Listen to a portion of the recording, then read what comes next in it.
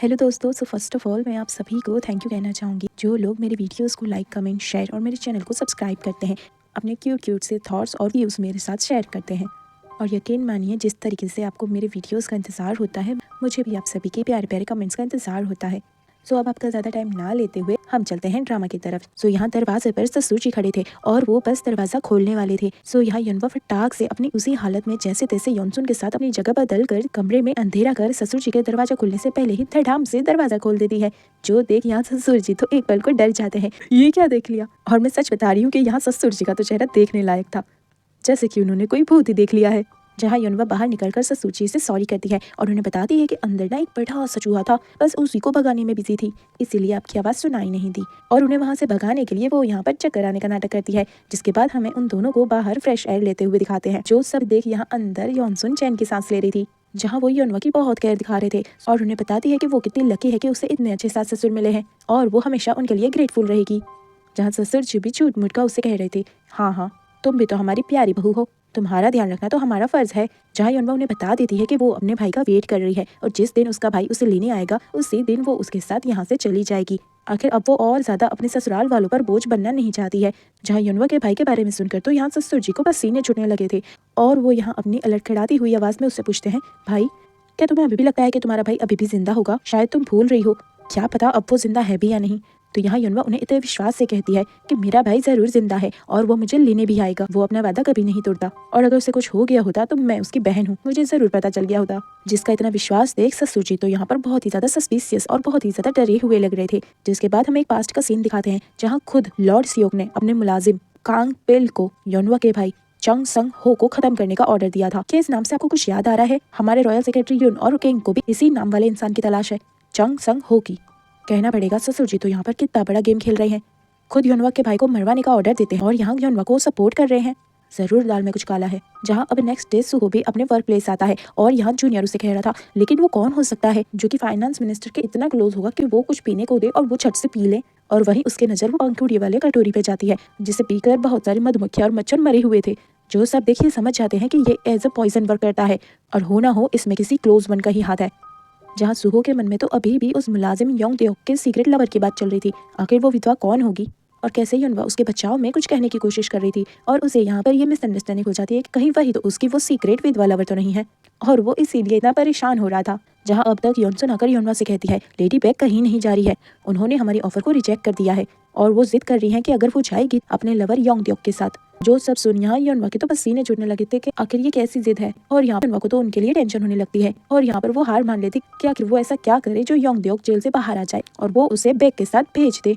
But तभी उसकी सासू माँ का बुलावा आ जाता है, जिसके बाद तो उसकी शक्ल देखने जैसी थी और वो रोने धोने लगी थी कि नहीं अभी मेरा बिल्कुल भी मूड नहीं है सासू माँ की डांट खाने का। लेकिन बाद में उसे जाना ही पड़ता है, जहाँ वो देखती है कि उसकी सासू माँ उसे आज डांटने के लिए नहीं बल्कि उससे सुझाव लेने के लिए बुला रही थी कि आखिर अब उन्हें ऐसा क्या करना चाहिए जिससे कि लेडी ओ के नजरों में कैसे अपने पॉइंट्स बढ़ाएं। जहाँ युनवा को भी घर से बाहर निकलने का आइडिया मिल जाता है। सो वो यहाँ अपनी सासू माँ से कहती है, हमें उनके टाइम टू टाइम हालचाल लेते रहना चाहिए, इससे उन्हें अच्छा लगेगा। सो उनके लिए एक स्वीट सी डिश बनाकर ले चलती है और योनसुन से अपनी तारीफें सुनना चाह रही थी कि देखो देखो मैंने कितना दिमाग चलाया है, एक तरफ हम लेडी ओ से भी मिल लेंगे और दूसरी तरफ हम लेडी बैग को भी समझा लेंगे। जहाँ अभी ये केस रॉयल कोर्ट तक भी पहुंच चुका था जिसमें किंग का इंटरेस्ट तो बनता था, जिससे लॉर्ड सियोक तो बहुत ही ज्यादा घबराए हुए थे। सो वो यहाँ पर जितना जल्दी हो सके उतना जल्दी इस केस को रफा दफा करके बंद करवाना चाहते थे ताकि उन जामुनी चालों का सीक्रेट ही रहे जिसका लिंक किंग की मौत से भी है। सो वो यहाँ पर मुलाजिम योंग देओंग को जितना जल्दी हो सके उतना जल्दी सजा दिलाना चाहते थे। बट किंग यहाँ उनसे कहते हैं कि ये काम तो कमांडर पुलिस का है ना, सो जब तक ये मिस्ट्री सुलझ नहीं जाते हम इतना जल्दी कैसे किसी को सजा दे सकते हैं। जिससे लॉर्ड सियोक का तो मुंह ही बन गया था। जहाँ अब युनवा को तो सच में लेडी ओ की बहुत फिक्र हो रही थी। सो यहाँ पर वो अपनी तरफ से बनाई गई स्वीट डिश को उन्हें रिफर करती है और उनके दुख में शोक मना रही थी और उन्हें दिलासा दे रही थी और उनसे पूछ रही थी कि क्या वो सच में अपने पति की ग्रेव पर जाने वाली हैं और क्या अपनी पूरी जिंदगी वो वहीं पर उनकी सेवा चाकरी करेंगी। जिसकी ऐसी मासूमियत को देखकर तो लेडी ओ की हंसी ही निकल जाती है। आखिर लेडी ओ ये सब कुछ क्यों करेंगी, उन्होंने तो खुद अपने हस्बैंड का मर्डर किया है ना। सो वो तो यहाँ पे जोर जोर से हंसने लगती है जिसको देख युनवा तो शॉक थी, आखिर मैंने यहाँ पर कौन सा जोक मारा है। और वो यहाँ पर उन्हें हंसने से भी मना करती है क्योंकि एक विधवा का इतना जोर जोर से हंसना भी किसी को गवारा नहीं है। बट यहाँ लेडी ओ तो बस हंसी जा रही थी और फिर हंसते हंसते रोने का ड्रामा करने लगती है। और यार गिरगिट में इतनी जल्दी रंग नहीं बदलता है जितनी जल्दी लेडी ओ बदल देती है। मैं तो वैसे इन्हें बहुत अच्छा समझ रही थी, लेकिन जो भी कहो फाइनेंस मिनिस्टर यही डिजर्व करता था। अच्छा ही हुआ कि वो टपक गया और अपनी हाई बिचारी वाला ड्रामा स्टार्ट कर देती हैं। आखिर तुम्हारे लिए भी पिछले 15 सालों से ये विधवा धर्म निभाना कितना मुश्किल रहा होगा ना। कितनी बदनसीब हो तुमने तो कभी अपने पति का चेहरा भी नहीं देखा होगा। है ना। जो सब सुन यहाँ यनवा बहुत ही ज्यादा शॉक थी, आखिर ये कैसी बातें कर रही है। और वो भी यहाँ उनकी बातों का मुंह तोड़ जवाब दे रही थी कि नहीं नहीं, मेरे लिए ये इतना भी मुश्किल नहीं था, जिसको मैंने कभी देखा ही नहीं उसके लिए क्या ही फील करना। बुरा तो मुझे आपके लिए लगता है, आपने अपनी आधी जिंदगी उनके साथ बिताई है और अब उनके बिना ऐसे जीना बहुत मुश्किल होगा। जो सब सुन यहाँ लेडियों को तो बहुत मिर्च लग गई थी। सो युनवा तो यहाँ से निकल लेती है, बट बाहर निकलते ही उसे वहाँ सुहो और जूनियर चैंग दिख जाते हैं, जिसे देख वो तो अपना मुंह छुपाने लगी थी। लेकिन यहाँ योनसन उनसे पूछती है, माय लेडी क्या आप मुझसे कुछ छुपा रही हैं। बट यनवा उसे कुछ नहीं बताती कि कैसे सुहो ने उसका हाथ पकड़ लिया था। और यहाँ सुहो जूनियर चैंग से जोर जोर से चिल्लाते हुए बोल रहा था, आज तो मैं म्योंगडो होटल जाऊंगा, मुझे वहाँ पर बहुत जरूरी काम है। जो सब सुन यहाँ यनवा 2 मिनट के लिए तो रुक गई थी और फिर भेस बदल कर पहुंच जाती है म्योंगडो होटल। वैसे कहना पड़ेगा, इतनी चालाक होने के बाद भी यनवा को इतनी छोटी सी बात समझ क्यों नहीं आई कि सुहो उसे ही सुनाने के लिए ये सब कुछ कर रहा है और वो उसकी असलियत जान चुका है। जहाँ लेडी चांग उसे बताती है कि सब लोग इस केस को रफा दफा करने के पीछे तुले हुए हैं और वो यहाँ योंगडोंग को जबरनी सजा देना चाहते हैं। जो सब सुन यहाँ यनवा बहुत ही ज्यादा शौक थी, आखिर वो ऐसा कैसे कर सकते हैं। और वो यहाँ अपना भेस बदलकर लेडी बैग से बात करने जाती है और उसे समझाती है कि एज अ विधवा उसने बहुत कुछ सहा है, बट अब उसे अपने बारे में सोचना चाहिए। मैं तुम्हारे लवर को भी बचा कर ले आऊंगी, पहले तुम तो अपनी जान बचाओ। बट लेडी बैग तो अभी भी जिद कर रही थी कि वो जाएगी तो सिर्फ और सिर्फ योंगडोंग के साथ, वरना वो मरना पसंद करेगी। और योनवा को विधवाओं का दुख समझते देख लेडी बैग कहती है कि आप भी विधवा हैं, क्योंकि इतने अच्छे से हम विधवाओं के दुख को समझना सबके लिए आसान नहीं। जो सुन यहाँ योनवा की तो बोलती बंद हो जाती है और अपनी रिंग उसे देकर रिक्वेस्ट कर रही थी वो योंगडोंग को बचा ले, वो ये रिंग देखेगा तो सब कुछ समझ जाएगा। जो सब देख यहाँ योनवा बहुत ही ज्यादा इमोशनल हो गई थी, आखिर लेडी बैग और योंगडोंग का लव कितना सच्चा है। जहाँ अब सुहो लेडी ओ से मिलने आ गया था और वो यहाँ भी उस सीक्रेट लवर विधवा के बारे में पूछे जा रहा था। क्या आपको पता है कि उस मुलाजिम की वो लवर कौन थी, क्या आपने कभी उसे देखा है। तो यहाँ लेडी ओ कहती है, मुझे क्या पता वो कौन थी, मुझे तो ये भी नहीं पता कि किसने मेरे पति को आकर मार डाला।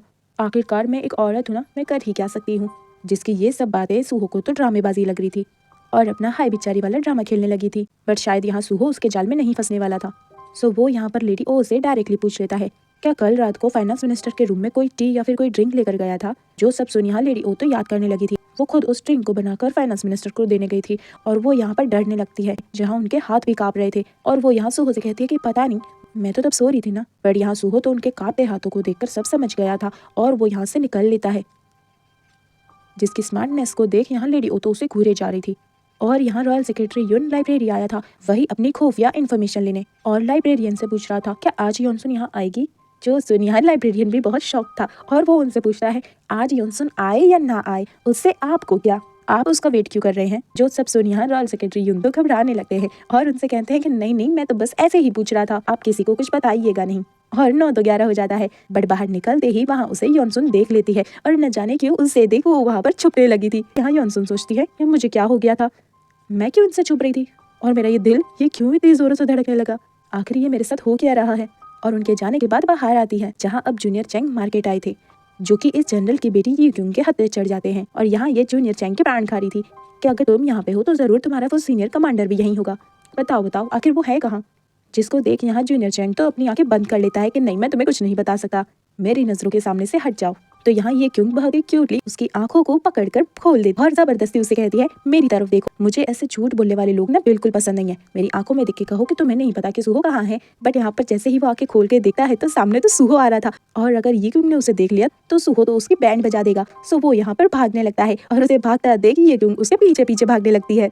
वैसे अगर गौर से देखा जाए ना तो इन दोनों की भी केमिस्ट्री कुछ खराब नहीं है, मतलब इन दोनों के बीच में भी कुछ हो सकता है। क्या लगता है आपको, मुझे कमेंट कर बताइएगा।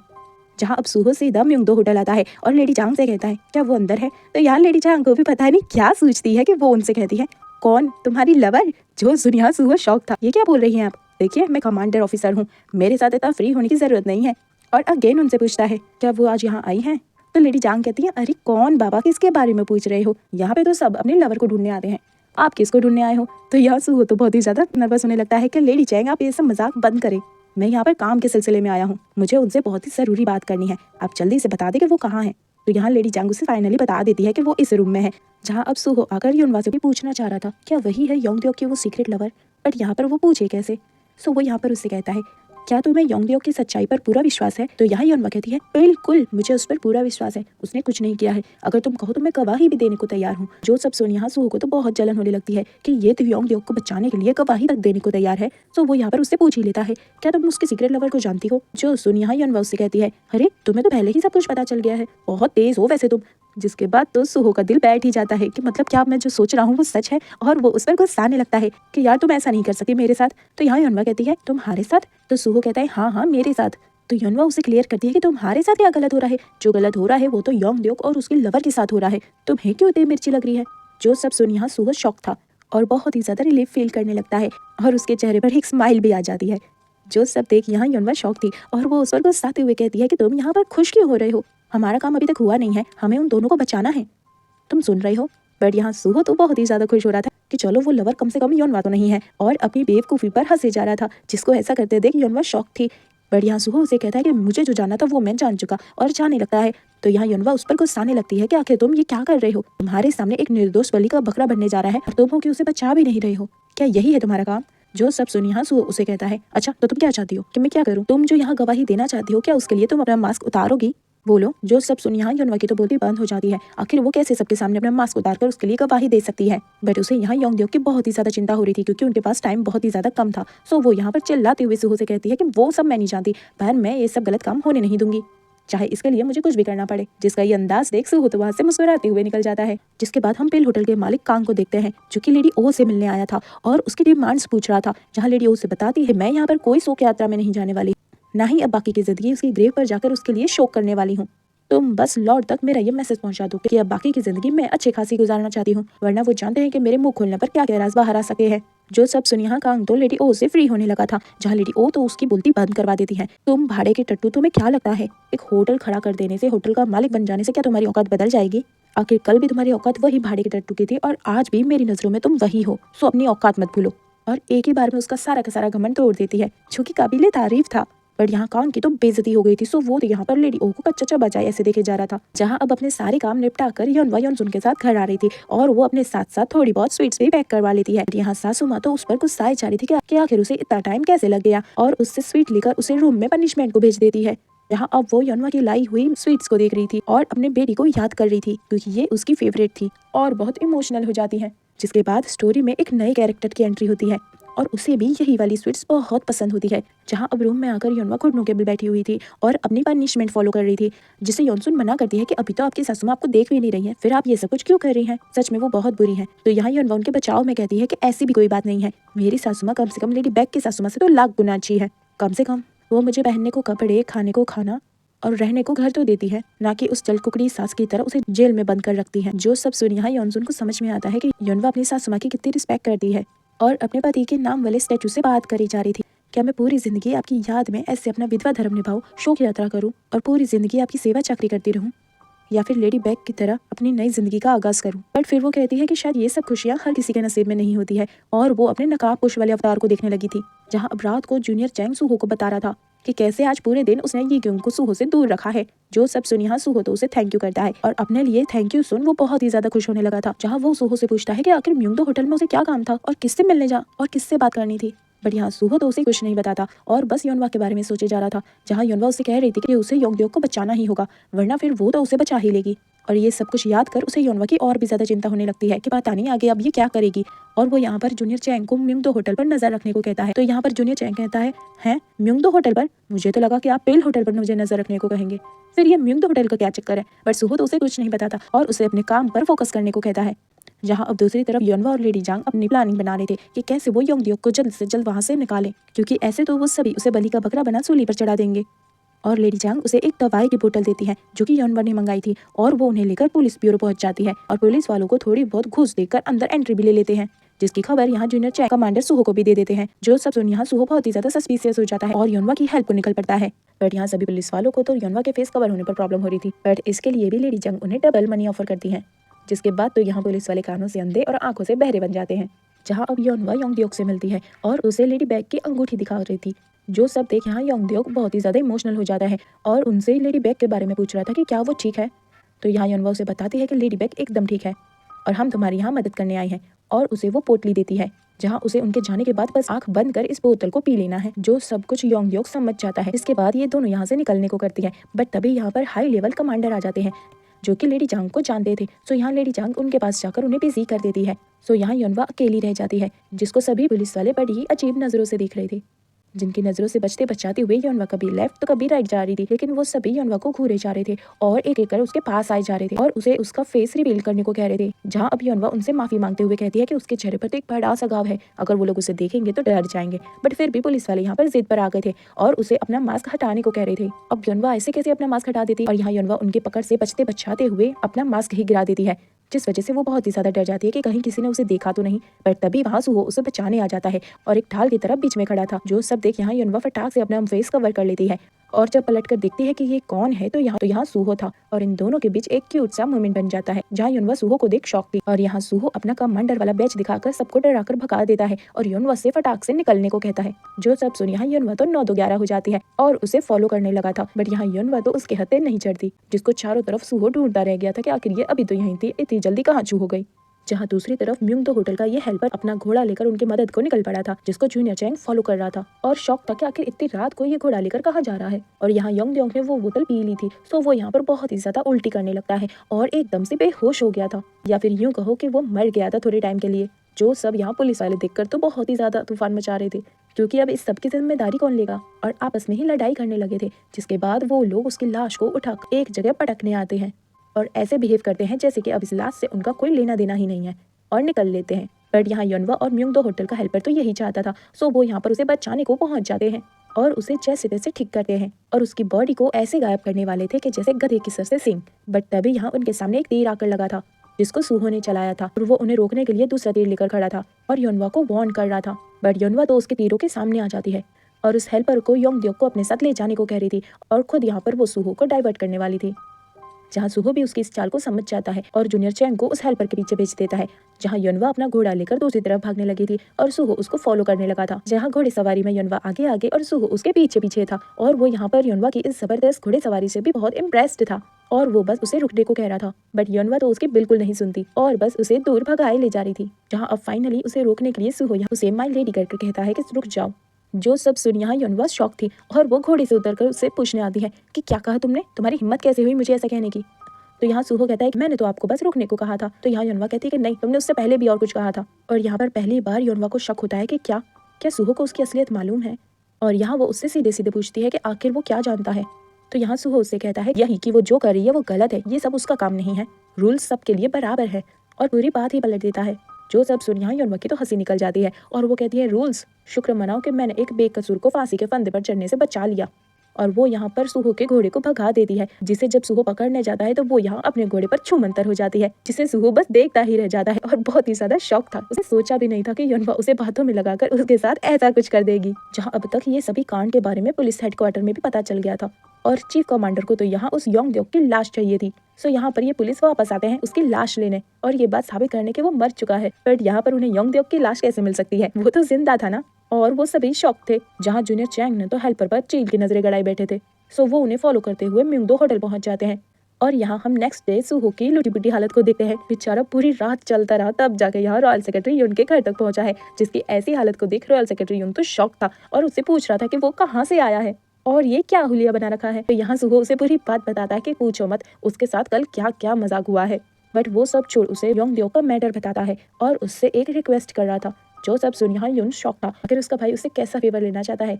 जहाँ वो उसे पूरा मैटर बताता है कि कैसे योंगड्योक बेकसूर है और उसे बचाने के लिए यहाँ कौन सा प्रपंच खेला गया है। वैसे तो वो मर गया है, बस उसकी बॉडी खो गई है, बट उसे पूरा सच भी नहीं बताता। जो सब कुछ बातें यहाँ यून के तो ऊपर से निकल जाती है कि ये कैसे हो सकता है, मतलब वो मर गया है पर उसकी डेड बॉडी गायब हो गई है। और उसे घूरते हुए कह रहा था, क्या तुम अपने रॉयल सेक्रेटरी यून भाई का ज्यादा फायदा नहीं उठा रहे हो? मैं इस मैटर को कैसे दबा सकता हूँ। और अपने भाई की इस रिक्वेस्ट को पूरा करने के लिए बहुत ही ज्यादा टेंशन में आ गया था। जहाँ इस सब की खबर लॉर्ड जो को भी चल जाती है और वो बहुत शॉक था कि आखिर उस मुलाजिम की लाश ऐसे कैसे गायब हो सकती है और वो यहाँ इस मामले की तह तक जाना चाहता था। उसे फाइनेंस मिनिस्टर की ऑटोप्सी रिपोर्ट दिखाता है, जहाँ वो फाइनेंस मिनिस्टर के माउथ से उस स्वीट स्मेल और उन पर्पल डॉट्स के बारे में जानकर बहुत ही ज्यादा शॉक हुआ था। जिसके बाद सुहो उसे इन पर्पल डॉट्स के बारे में भी खुलासा करता है और उन फूल की पंखुड़ियों को दिखाता है। जो सब कुछ सुन यहाँ यून तो बहुत ही ज्यादा सस्पिशियस फील कर रहा था कि ऐसा कैसे हो सकता है, जिस इंसान को फांसी होने वाली थी उसकी अचानक से डेथ हो गई और उसकी डेथ के बाद उसकी लाश भी गायब हो गई। और वो सोचने लगते हैं कहीं वो जिंदा तो नहीं, बट वो कौन है जो योंगड्योक को बचाने के लिए इतना बड़ा खतरा मोल लेगा। आखिर वो छुपा हुआ हमारा दुश्मन है कौन। मानना पड़ेगा यहाँ ससुर जी का दिमाग तो बहुत ही ज्यादा तेज चलता है। जहाँ आज भी यनवा यनसुन से सभी बातें शेयर कर रही थी कि कैसे वो सूहो के तीर के आगे सीना तान के खड़ी थी और सूहो ने उस पर दोबारा तीर नहीं चलाया। जो सब सुन यहाँ यनसुन तो खुद को ही मारने लगी थी कि ऐसा कैसे हो सकता है। माई लेडी को इतना समझाने के बाद भी माई लेडी हमेशा उसके सामने क्यों खड़ी हो जाती है और हमेशा उसे चैलेंज करती रहती है। जहाँ यनवा उसे कहती है कि पता नहीं क्यों उसे ऐसा फील होता है कि जैसे सूहो सब कुछ पहले से जानता है और सब कुछ जानते बूझते हुए भी वो उसकी हेल्प कर रहा है। तो यहाँ यॉनसन उसे ख्याली पुलाव पकाने से मना करती है। आखिर वो एक कमांडर ऑफिसर है, उस पर भरोसा कैसे कर सकते हैं। तो यहाँ यनवा कहती है पर मुझे ऐसी फीलिंग आ रही है कि मैं उससे ज्यादा देर तक अपना राज छुपा नहीं पाऊंगी। जिसके बाद हम सेक्रेटरी यून को देखते हैं जो कि अब तक अपने किंग के पास पहुंच गया था और उनको भी उन पर्पल डॉट्स का सीक्रेट रिवील कर दिया था। जो सब कुछ देख यहाँ किंग का तो सर चकराने लगा था, जो कि उन्होंने अपने लेट किंग की डेथ पर सेंस किया था। उनकी डेथ भी इन्हीं पर्पल डॉट्स की वजह से हुई थी और वो यून को यहाँ जल्दी से जल्दी उस कल्प्रिट को ढूंढने को सजेस्ट करते हैं क्योंकि उन्हें लगता है कि अगर वो मिल गया तो इन्हें इनके फादर का कातिल भी मिल जाएगा। जिसके रिटर्न में यहाँ यून अपने भाई सूहो की रिक्वेस्ट को फॉलो करता है और उनसे फेवर मांग रहा था क्योंकि योंगडेओक तो बेकसूर है, सो वो यहाँ पर उसकी डेड बॉडी वाले मैटर को यहीं खत्म कर दे और उसे ढूंढने की कोशिश ना करे। जो सब सुन यहाँ किंग भी उनकी बात मान लेते हैं और वैसे भी वो किसी बेकसूर को तो फांसी के फंदे पर लटका देख नहीं सकते। जिसके बाद यहाँ सूहो अपने वर्क प्लेस पर आता है जहाँ जूनियर चैंग उसका कल से बेसब्री से वेट कर रहा था और उसे देख मुंह बनाने लगा था। जिसको इतने नाटक करता देख सूहो भी उसे पूछ लेता है कि भाई क्या हुआ, क्यों इतना मुंह फुलाए बैठा है। तो यहाँ जूनियर चैंग मुंह बनाते हुए कहता है आपने मेरे साथ अच्छा नहीं किया, मेरा हीरो कल मेरे सामने था, आप चाहते ना तो मुझे उसे फॉलो करने दे सकते थे और खुद उस हेल्पर को फॉलो कर लेते, बट नहीं, कल भी आपने मुझे उस हेल्पर को फॉलो करने को कहा और खुद उस नकाबपोश के पीछे चले गए और मुझे कुछ बताते भी नहीं है। क्या आपने उसका फेस देखा, मेरा हीरो आखिरकार कैसा दिखता है। मतलब यहाँ जूनियर चैंग तो अपने नकाबपोश वाले हीरो से इम्प्रेस्ड हो चुका था और उसका नंबर 1 फैन बन चुका था। जहाँ सूहो तो उसे काम की बात पूछ रहा था कि क्या वो हेल्पर उस योंगडेओक को लेकर म्योंगडो होटल गया था। तो यहाँ जूनियर चैंग भी मुंह बनाते हुए कहता है हाँ, जब आपको पहले से सब कुछ पता था तो फिर मुझे फालतू में क्यों उसके पीछे भेजा, क्या पता मैं आज अपने नकाबपोश को देख पाता। जिसको अपने नकाबपोश हीरो का हाई ड्रामा करते हुआ देख सूहो तो उसे पकड़कर दबोचने लगता है। देख भाई, उस नकाबपोश को पकड़ना ना मेरा काम है, ठीक है, तो उसका ना कोई फैन बनने की जरूरत नहीं है, तुझसे जितना कहा जाए तो उतना ही करा कर। और यहाँ लिटरली जूनियर चैंग तो सूहो से ही डरने लगा था कि हाँ भाई मैं सब समझ गया, अब मेरा हाथ तो छोड़ो, मुझे तो छोड़ो। और मुस्टंडा आकर इस सब की खबर कांगपिल को भी पहुंचा देता है जहां कांगपिल शॉक था। आखिर यहाँ योंगडेओक का इतना बड़ा कौन सा हिमायती आ गया जो कि उसकी डेड बॉडी को ही गायब कर गया। बात कुछ हजम नहीं हुई। जहां अब इस सखी मंडली को भी लेडी बैग के कारनामे के बारे में पता चल गया था और वो यहाँ एक दूसरे से बस उसकी गॉसिप करी जा रही थी। हो आखिरकार देखा उसके रुस्चल कुकड़ी की बहू ने अपना रंग दिखा ही दिया, कितनी सीधी सादी बनकर फिरती थी और कारनामे देखो इनके। जो सब कुछ बातें यहाँ योनवा को तो बिल्कुल अच्छी नहीं लग रही थी। आखिर ऐसे कैसे वो किसी के कैरेक्टर पर जज कर सकते हैं। और यहाँ सासू माँ भी उन सभी का मुंह बंद करवा देती है क्योंकि यहाँ उनकी प्यारी संस्कारी बहू भी बैठी है। अगर वो ये सब कुछ सुनेगी तो उसे कैसा फील होगा। तो वो यहाँ पर योनवा को रफा दफा कर देती है और यहाँ से निकलकर योनवा पहुंच जाती है अपने म्योंगडो होटल जहाँ सूहो उसका पहले से वेट कर रहा था और उसे बात करना चाह रहा था। पर यहाँ योनवा को तो पहले से उस पर शक हो गया था कि वो पहले से उसकी सच्चाई जानता है। तो यहाँ योनवा उसे टेस्ट करने आई थी और जलकुकड़ी सास का लेडी बैग को दिया हुआ खंजर लेकर आई थी और उसे अपने गले पर रखकर उसे डराने लगी थी। तुम्हें लगता है ना कि मैं गलत कर रही हूँ, मैं अपने देश के लॉ एंड ऑर्डर को अपने हाथों में ले रही हूँ ना, मैं गलत हूँ ना, तो ये लो देखो मैं ना तुम्हारी आंखों के सामने मर जाती हूँ, तब तो तुम खुश हो जाओगे ना। जिसके ये सब नाटक देख के ना सूहो भी बहुत मजे लेने लगता है और कहता है हाँ जल्दी मरो, मैं भी तो देखूं। तो यहाँ योनवा बहुत ही ज्यादा डर जाती है, ये तो सच में चाहता है कि मैं मर जाऊं और वो सीधा सूहो के गले पे वो चाकू रख देती है कि क्या हो अगर मैं तुम्हें ही खत्म कर दूं, उसके बाद तो मैं ये सब कुछ खुलेआम कर सकती हूँ और ना ही कोई मेरे काम में रुकावट बनेगा। क्या लगता है। बट यहाँ सूहो तो जैसे उसके लिए मरने मिटने को भी तैयार था। सो वो खुद उस नाइफ के बहुत क्लोज आ जाता है और योनवा से कहता है कि हो सके तो वो आज उसका गला काट ही दे, वो खुशी खुशी मर जाएगा। जिसको ऐसा करता देख योनवा तो खुद ही डर गई थी कि ये साला खुद भी मरेगा और मुझे और मरवाएगा और वो यहाँ पर उस चाकू को बंद कर लेती है। जहाँ दूसरी तरफ युन उस खुफिया इन्फॉर्मेशन को चेक कर रहे थे जिसमें अगेन चंग संग हो के बारे में लिखा था कि वो पिछले 15 सालों से गायब है और कहने को उसके फैमिली के नाम पर सिर्फ और सिर्फ एक छोटी बहन है जिसका नाम योनवा है और वो लॉर्ड स्योक की बहू है। जो सब सुन और देख यहाँ रॉयल सेक्रेटरी युन तो बहुत ही ज्यादा शॉक था और यहाँ योनवा को सूहो और उसकी ईमानदारी पर पूरा भरोसा हो गया था और उसे पता था कि आगे चलकर भी उसका और सूहो का आमना सामना तो होना लिखा ही है। सो क्यों ना यहाँ उसे अपना दोस्त बना लिया जाए। तो यहाँ योनवा उसके सामने अपना वो मास्क हटा देती है और इस हरकत को सूहो देखता ही रह जाता है कि ये तुम क्या कर रही हो, तुम्हें पता है कि मैं कमांडर हूँ, मैं तुम्हें अरेस्ट कर सकता हूँ। तो यहाँ योनवा कहती है कि हाँ मुझे पता है कि तुम्हें कमांडर हो, बट मुझे तुम पर पूरा विश्वास है, तुम ऐसा कुछ नहीं करोगे और इसीलिए मैं तुम पर ट्रस्ट कर रही हूँ और इसीलिए तुम्हें ये अपना सबसे बड़ा सीक्रेट बता रही हूँ क्योंकि आगे चलकर हम दोनों को ही शायद साथ में काम करना पड़ जाए। सो अब आगे क्या होगा ये देखेंगे नेक्स्ट एपिसोड में। और रुको जरा, स्पेशल एपिसोड्स भी सुनते जाओ। जहां अब म्यूंग होटल से बहुत सारे लोग बहुत सारा सामान लेकर व्यापार के लिए इधर उधर जाने वाले थे और इसी भीड़ में योंगद्योक और लेडी बेग अपना भेष बदल कर जाने वाले थे और अपनी लाइफ हैप्पीली एवर आफ्टर गुजारने वाले थे, जिसके लिए वो योनवा से थैंक यू करती है और उसे भी यही विश कर रही थी उसकी लाइफ का वो लव जरूर मिलेगा, जो कि आज उसकी वजह से लेडी बेग के पास है। जो सब सुन यहाँ योनवा तो अपने कानों को बंद कर लेती है, बट यहाँ लेडी चांग उसका पीछा ही नहीं छोड़ती और उसके कानों में बोले जा रही थी कि देखा, लेडी बेग भी एज अ विधवा होने के बाद भी अपनी खुशियों की तरफ एक हाथ बढ़ा रही है, तो तुम क्यों नहीं बढ़ाती हो? सोचो सोचो, तुम्हारे पास भी तुम्हें कोई ऐसा प्यार करने वाला जरूर दिखेगा और तुम्हें भी अपनी जिंदगी में आगे बढ़ने का मौका जरूर मिलेगा। जो सब कुछ योनवा सुनकर तो मुंह बनाने लगी थी, मुझे नहीं पढ़ना इन सब में, मुझे नहीं चाहिए ऐसा कोई, मैं अपने लिए काफी हूँ। सो आप लोगों को क्या लगता है? सो जाते जाते मेरी वीडियो को लाइक कमेंट और शेयर जरूर कर दीजिएगा और जिन्होंने अब तक सब्सक्राइब नहीं किया है वो प्लीज सब्सक्राइब कर दियो। मिलती हूँ बहुत जल्द। Thanks for watching.